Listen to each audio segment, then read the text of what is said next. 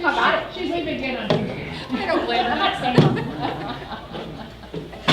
Tried to bring Hey, some I of the warmth understand. in there, So, but yeah, so I mean, I said, oh my goodness, this isn't so bad, you know?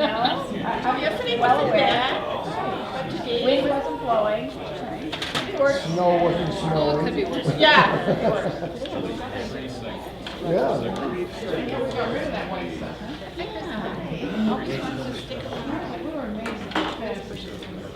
I know. Once you had a couple of warm days.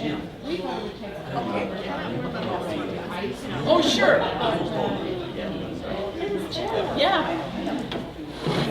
Yes, me too. I want to see grass. Yeah.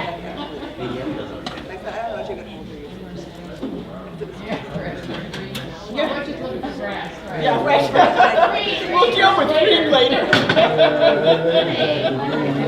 No, either. That's for sure. Oh.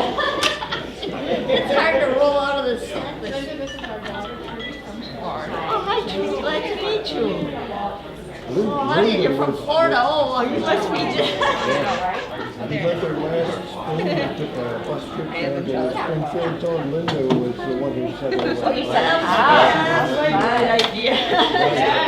Well, it sounds like it was a huge success. Well, it's a wonderful thing to see. It was a good trip. Yeah.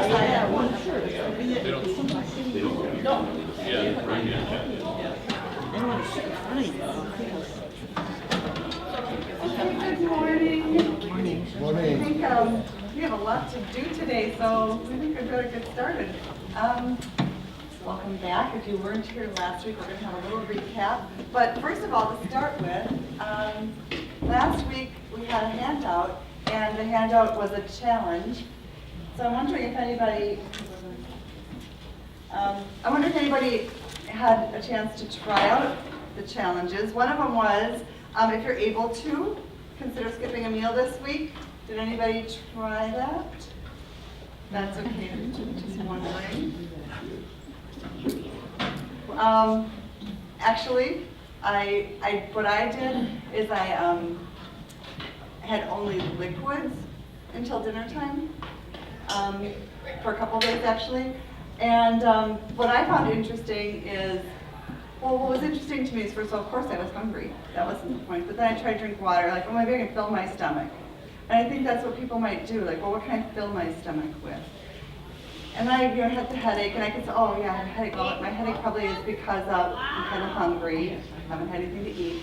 So, but here I am choosing to do this. I'm choosing this. I'm making sense out of it. I'm thinking, okay, well, dinner's going to happen eventually, thank goodness.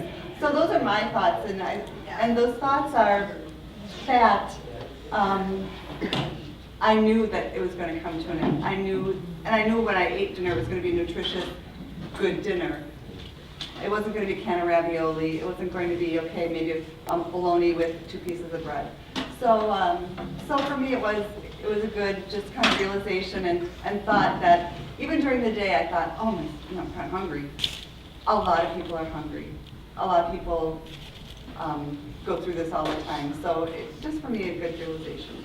The other option or the other thought that we had last week was to, from my table to yours, thinking about looking at your budget, your grocery budget, can you cut it? Can you do something with that? That was just probably something a little more broad-based that just to think about. Or I think eventually with our partnership committee, we're going to talk about maybe taking a bag with you to the grocery store and helping fill a bag for Reformation Church. So that's another thing that could be available to you in the future.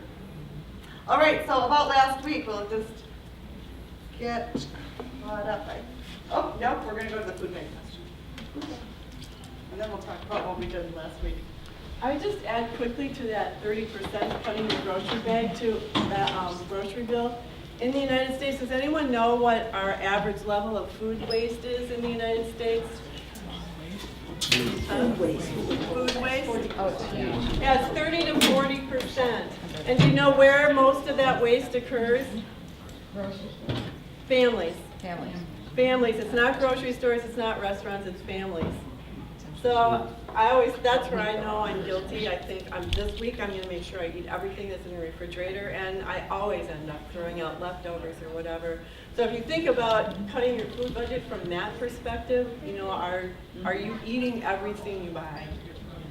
Chances are you'd cut it by 30%, just a thought. So we have a little challenge for you today. There's 20 bags on this table. And you need to imagine that these 20 bags represent all of the nutrition assistance that's given to people who are food insecure in the United States. So I did this with the Mission Trip Kids, and I think some people were confused by what it represents. So I just want to make sure, does everybody know what I'm saying? This represents all of the assistance, not just bags of food, but all of the assistance, governmental programs, everything that helps people who don't have enough food get enough food. So this is all the assistance that's available in the United States. Without answering it out loud now, because maybe you'll have a better idea after the clip, I want you to think about, of these 20 bags, how many bags do you think represent the private contribution to that food assistance? So that would be food bank, put your finger down there. That would be food pantries, it would be food meal sites, like repairs of the breech lunches, all that kind of stuff that we're so heavily involved in St. Matthew's. The meal ministry that Chris Capper started, all of those kinds of things would be considered private. Hunger Task Force, a lot of what they do is not government funded. So it's anything that provides assistance to hungry people that's not funded by the government. So think about how many bags you think that represent that private share, and we'll talk about it after the clip. All right, so last week we were introduced to 3 different scenarios if you weren't here. We had Rosie, who's a Colorado 5th grader. We talked about different areas of the country. Colorado 5th grader. She was having a hard time focusing on school. She'd say, oh, my tummy starts to grumble and I don't really know what to do. Or I picture my teacher like a banana and the children are oranges and apples. So she's struggling with food, not only food insecurity, but also not enough food. Then we have Barbie, a single mom in Philadelphia who grew up in poverty and now has 2 children. And one of her things that she talked about is, I want to go to college, I want to make my life better, but I can't really say to my kids, okay, well, I'm going to go to college so I can feed you in 2 years. So, you know, kind of her situation. And then we have Tremonica, who's from Mississippi, a 2nd grader, whose asthma and health problems are exacerbated by not having proper nutrition and not being fed properly. But her mom's doing everything she can to afford food for them. So we're going to start there. Little clip, we can go to the clip. And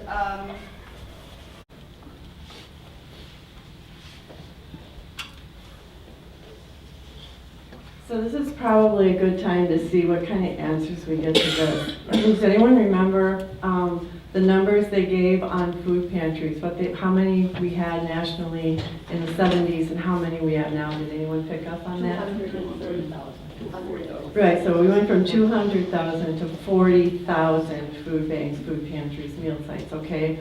So just based on what you've seen, any guesses as to how many of these bags would represent that private, that charitable contribution to addressing food insecurity?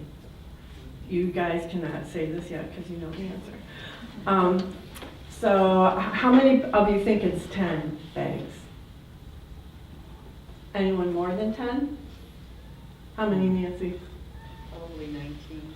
19 are addressed by a private, and you're very involved in the food ministry, so you're part of that. Any other guesses? I'd say 19 too. You'd say 19? Anyone else? Anyone between 10 and 19? Anyone lower than 10? Sure. Hillary, do you know the answer? No. Okay. What do you think? Oh, I don't know. I was gonna say like probably around 8. 8? Okay. Dick? I think less. You would think less? Yeah. That's hard. Yeah. Okay. So how many of you actually know the answer? And yeah, you can put your hand up too. Okay, so who would like to come up here and take off the number of bags that are filled by private by charities. Logan gets chosen for everything. Okay. So Logan is going to remove the number of bags that represent the private contribution to. One bag. One bag. One bag out of 20. Okay, so 5% of the food security. Thank you. Good job. Good job.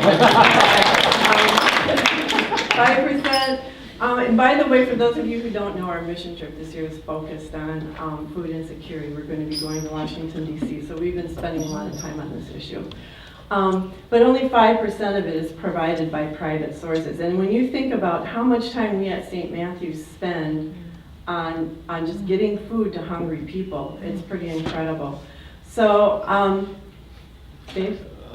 Does that percentage differ when we talk about outside the U.S., the giving that we do? I really don't have that information. I would Guess guess it's probably about the same. I would guess that it's mostly governmental. In any event, the biggest food program that fulfills fulfills this need is, does anyone know what it is? SNAP. It's SNAP, okay, which used to be called food stamps. And so it stands for Supplemental Nutrition Assistance Program, okay? And about 50 million people rely on it right now, and it's designed to be supplemental. And the average stay on SNAP is about 9 months, so for most people it is supplemental or temporary. But there are some people that make little enough money that it really isn't supplemental, that this is pretty much the grocery money that they have to spend. So it's designed to address food insecurity, which can be anything from not having nutritionally good food in the house because of income concerns, or it can go all the way to a level of not actually skipping meals because you don't have enough food in the house. So what are your images of food stamps, people who are on food stamps? Any thoughts about that? Who uses food stamps? Single mothers. Okay, single mothers. I think that's a very general perception, that it's single mothers who probably don't have a high level of education. Anything else? Veterans, and that is very true, that there are a number of veterans who are on supplemental nutrition assistance. Low-income families. Low-income families. Okay, so low-income families, are they mostly urban? Ed? No. No, rural poverty is very high, and rural use of the program is very high. We can move to the next slide. 76% of the households who are on SNAP include a child. So very heavily the recipients of nutrition assistance are families with children, also served to the elderly and disabled. The really astounding statistic, I think, is that almost 50% of America's youth will be enrolled in SNAP by the time they're 19. And you think back to what Jeff Bridges said about if another country were doing this to us, we wouldn't tolerate it. Almost 50% of our kids. It's the largest food assistance program that the government runs. To be eligible for SNAP, you have to meet a variety of income qualifications. But generally, you cannot make more than 130% of the poverty income. And yep, right on that site. Okay, so for a family of 4, the poverty level is $23,550. Now when you start to think about what's in your budget every month, rent, food, medical, think about what medical costs are when you don't have insurance, that doesn't go very far. So 130% of that is $30,000. So that is the cap you can have for a family of 4 to qualify for supplemental nutrition assistance. But in fact, most people on SNAP are actually below the 100% level. So most people are quite poor when they receive it. 40% of SNAP, how many of you think people mostly are unemployed who are on SNAP? Yeah, that's not true, and that is a common perception, that these are people who are chronically unemployed, but it's not true. There are many people who are working poor who just don't make enough money. Minimum wage workers don't make enough money to buy food for their families, and so they're often helped by SNAP. And this is something that Nancy and Dick and some of the people and Dave who've been really involved in our food program here can tell you that 90% of SNAP benefits run out by the third week of the month. So what do you think happens to this one bag of assistance the third and fourth week of every month? It's empty, okay? I talked to people at Reformation about their food pantry. They do a community food day. They do it deliberately the third week of the month because that's when people's benefits run out. Their pantry is pretty bare after that, and it's not restocked until donations come in from people like us and other partners to keep it filled so that they can consistently give away those 150 bags on the third week of the month. Our cross meals are the fourth week of the month for the same reason, and the attendance at the cross lunches is higher at the end of the month than it is at the beginning of the month because the SNAP benefits just don't last. And you think about these are families who don't have a lot of choices monetarily. You know, their budgets are so tight, lots of times we hear cut the fat. When there's no fat to cut, you're making choices, maybe not getting dental care, not getting medical care. What if you have a car breakdown, if you have a car? Those kinds of things all have an effect on how you're able to budget for food. So it's a program that's very helpful. Next week we're going to talk a little bit about some people who are on SNAP, and we have a gallery we can show you next week of people who have used SNAP to kind of transition them into a more successful lifestyle. But that's just kind of, in a nutshell, what SNAP is and does, who uses it. Any questions? The average SNAP benefit is about $1.50 per meal, so you're going to hear that number quite a bit, and we'll talk about that a little later when we talk about the challenge. So let's just take a little look here. Gretchen's told us how important SNAP is, but what's been happening to SNAP over the last few years? Since our recession started in about 2008, you can see this dramatic uptick in the number of people who are needing the assistance. We're now up to 46.5 million people on SNAP. So more people need it, but what are we doing from a legislative perspective? In 2009, there was something called the Recovery Act, and that actually added some additional dollars to recipients getting SNAP. Those benefits, however, ended in November of last year. And that affected all 48 million people who receive SNAP benefits, including those with children. So for an average family that has 2 children and a parent, those benefits decreased by $29 a month. And again, as Gretchen was telling us, you're making choices. If you're on a very limited budget, there aren't a lot of other places to cut the fat. So now if you've lost an additional $29 in your food budget, you're going to have to figure out how you're going to make it. And again, maybe it's turning to the food pantries or the meals, but those two are strained at times. In Wisconsin, this reduction in the SNAP benefits from the Recovery Act amounts to $89 million that Wisconsinites will no longer have for benefits. That's going to affect 861,000 people in our state, or 15% of our state.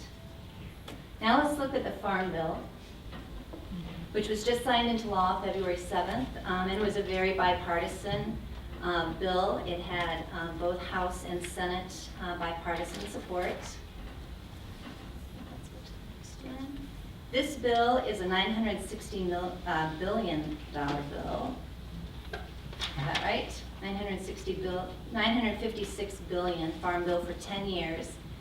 In the Farm Bill, they actually decreased SNAP benefits by $8 billion over the 10 years. Their primary area for cutting was sort of an automatic qualification policy, where if you received heat assistance from your state, you automatically qualified for the food SNAP assistance. That loophole's been closed. It affects 15 states in the District of Columbia, but it does affect Wisconsin. So part of this $8 billion cut is coming here to the way that we qualified some of our people for the SNAP benefits. They also closed a couple of other things. If you're a lottery winner, you no longer can qualify for SNAP benefits. That's probably a good thing. There's a new policy in here, which is really good. We were talking about the fact that in many cases, the foods that people can afford with their SNAP dollars, they get the least costly, and they're not always the most nutritional. So now there's a new policy that for every dollar you spend at a farmer's market or for fresh produce purchases, you can double your dollar. So it's called the double food stamp. And that's only up to $20 a month, but they're going to try and incentivize people to use farmers markets or to have produce as a part of their food basket when they're using their SNAP benefits. So there's a gap here. What are we going to do? The Recovery Act has reduced benefits some. The Farm Bill has reduced SNAP benefits further, or at least made qualification harder. I think the question turns to us now in the faith community and in any community. What are we going to do to address the gap that food security presents?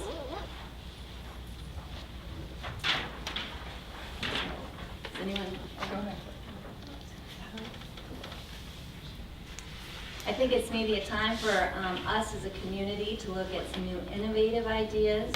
I think around the country, that's a thought that we need to come up with ways.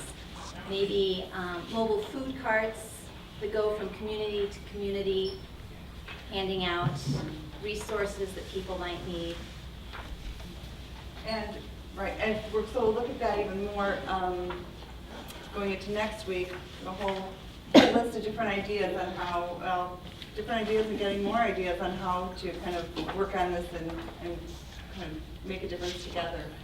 So the challenge this week is to, the challenge this week is maybe to construct a menu for your family based on the SNAP benefit of $1.50 per meal. So that might be something you can look at. Ron, I don't know, is it Shayak or Shaq? I don't know. Someone is the CEO at Panera. Is anybody familiar with something he did? He took the SNAP challenge, and he did live on this food budget for, was it a week? A week. For 1 week. So this is one of his quotes. If the past week has taught me anything, it's that hunger is not a problem of them, it's a problem of us. This is our problem to solve, and it's time to do so. That was one of his quotes. So that's our challenge for this week. So see if you can either make a budget or try living that budget. Is there one more? There we go.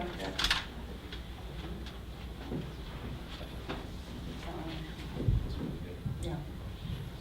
And that's another one of his quotes. If I was hungry last week, is it on here? Yes. Oh yeah, here it is. I was hungry last week, laser focused on how much food was left in the fridge and how many dollars were left in my wallet. I was scared about eating portions that were too big and wasn't sure what to do if my food ran out. And I part of when I didn't eat, I only had that one meal a day for 2 days. What happened the second day, what I didn't say earlier, was the second day I got hungry earlier, got more aware earlier, like, oh, now I'm, on that one meal, now I'm in the next day thinking, okay, well now I have to wait longer. It was there was a difference in the second day. So going back to the third day, the fourth day, the difference that all that makes. So, like I said, it's almost embarrassing to talk about because, oh, my stomach was hungry. Oh, I still have food around the corner that I can just go get. Some people don't. Like the video said, opening your crisper and seeing 2 carrots. Okay, what am I going to do? Or having chips as the only option. Also a very quick stomach filler, but it's not going to last long and it's not going to be nutrition. So that's it for today. Oh, it is not. Gretchen. Okay, can I just quick Yeah, add? a nice post. We've, If you want to read the blogs, we gave you the, that Ron Scheich wrote on his experience. They're very interesting. And we gave you the website to do that. But I just wanted to say that we kind of took the challenge as a mission trip group, and usually we get like 17 pizzas and a ton of fruit and vegetables and soda and the best cookies at Pick and Save. That's our lunch for mission trip meetings. But this year we took the challenge and we deliberately set a budget of $1.50 per person, which gives us about $90 a week. And that's probably generous because we don't always have everyone there. So we've been challenging different adults to construct a meal for us. And you guys, what are the first things that go in those meals? Fresh produce. Okay, so that's been a very, I mean, we've still managed to have some pretty creative and healthy meals, but it takes far longer when you go to the grocery store and you know you've got $90 to figure out what are you going to get. How are you going to try to make it healthy? What can't you get? We don't buy soda anymore. We usually don't buy cookies unless they're on sale and they're not the big ones from Pick and Save with the M&Ms in them. Stuff like that, you know, and we don't get fresh fruit.